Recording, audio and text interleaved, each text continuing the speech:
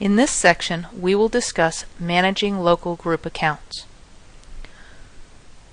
We've seen that every user has an identity.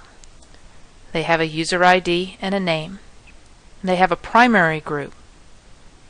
When possible, the UID of the user and the GID of that user's primary group match. The etc group file has the mapping between the names and the GID numbers. In order to add a user to a supplementary group, that group must first exist. In order to create a supplementary group, or any group, we can use the group add command. The user mod command will automatically create the private groups for us, but other groups must first be created. Basic syntax for group add is the command itself and the name of the group that we want to create. If we use group add without any options, it will take the next available GID number. This could disrupt the pattern of having our primary group GID numbers match our username's UID numbers. So it's common that we use the -G option when we create supplementary groups, and we specify a specific GID, one that's not on use in the system and away from the range of what's being used for our private groups.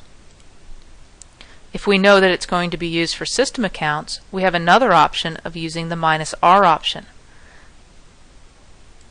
This will allow group add to choose a GID number for us, but it'll choose it from the range of system GIDs.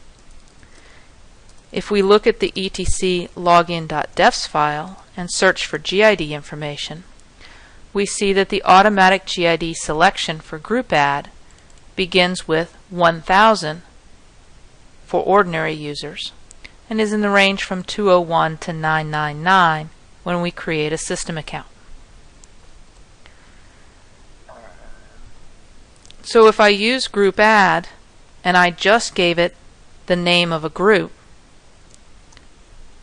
and I looked at the etc groups file, I would see that it would use the next available number, which could cause issues with keeping consistency for our user private groups. There is a group del command that will delete a supplementary group. If there are members of that supplementary group, those users will be removed from the group before the group is deleted. However, group del cannot delete a group that's being used by a user as their primary group. You must first change that user's primary group before deleting the group. If I use group add this time, specifying a specific GID to use, and I look at the etc group file, I see that it created the group with the GID that I requested. There is also a group mod command that's used to change the affiliation of the name and the number. I can pass a -G option and change the GID number, keeping the same name, or I can use the -N option to change the name, keeping the same number. Notice that this does not modify the membership of the group. Membership within a group is actually a characteristic of the user account. So in order to make modifications to group membership, we actually need to use the user mod command. Looking at the help for user mod, there are a couple of group related options. There is the lowercase g option, which will allow me to specify a primary group for my user. The uppercase G is the option that we use to list supplementary groups. When we list the groups, we must list all the groups, or we can use the -A option, which allows us to append or add a group to that particular user. Looking again at my student account, they're a member just of their user private group student. If I use the user mod command with a lowercase g and specify the group name and the username,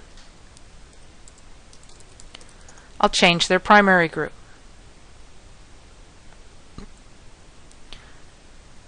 If I use the the user mod command with a capital G option, I can specify a group that exists, such as wheel.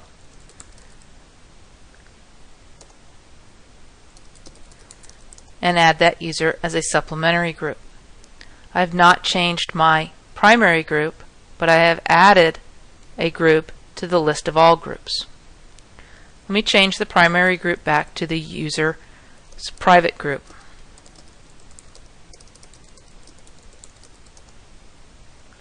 And again, verify with ID. Now I want the user to also be a member of class. If I use user mod with the capital G,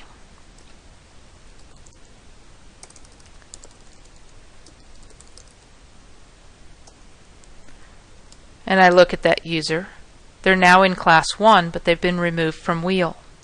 If I want the user to be a member of both groups, I must specify both groups on the line.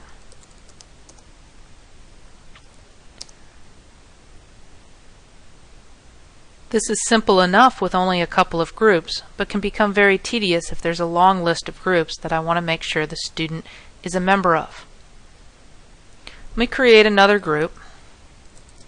I'll do a system group, call it admin 1.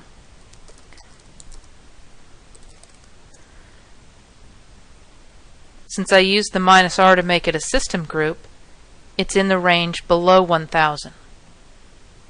Group add chose 988 as the next available number to use.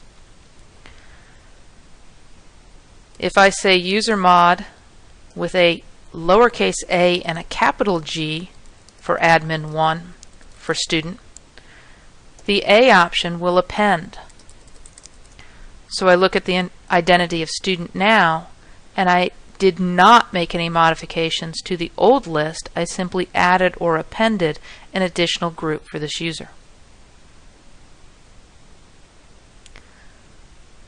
So group add is used to create a group. -R will make it a system group. -G will allow me to specify a specific GID. Group mod is used to alter the GID and name mappings, whereas user mod is used to manage the membership within a group. Lowercase g modifying a user's primary group, uppercase G listing all of the supplementary groups they should be a member of, or an uppercase G with a lowercase a to append a group to that user account.